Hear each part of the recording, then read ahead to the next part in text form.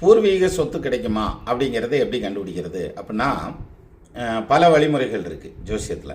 ரொம்ப சிம்பிளாக தெரிஞ்சுக்கிறதுங்கிறது, லக்னத்துக்கு 8ஆம் இடத்துல செவ்வாய் இருக்காருன்னு வச்சுக்கோங்க. அப்போ பூர்வீக சொத்து நிச்சயமாக கிடைக்கும்.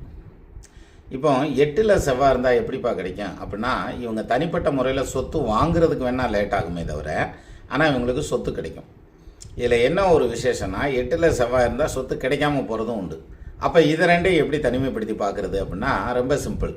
8ஆம் இடத்துல செவ்வாய் பலமாக இருந்தால், வக்ரமாகாமல் அல்லது வக்ரமாக இருந்தால் ராகுகேதுவோட சேர்ந்து, அல்லது ஆட்சியாவோ உச்சமாவோ இருந்ததுன்னா, அல்லது ஆட்சி பெற்ற கிரகம் உச்சம் பெற்ற கிரகத்தோடு இருந்ததுன்னா, அல்லது குரு பார்வையில் இருந்து, இத்தனை கண்டிஷன்ஸ் இப்படி இருந்ததுன்னா அவங்களுக்கு கண்டிப்பாக பூர்வீக சொத்து வரும். பிரச்சனை பண்ணுனா கூட அந்த சொத்தை வாங்கிடுவாங்க.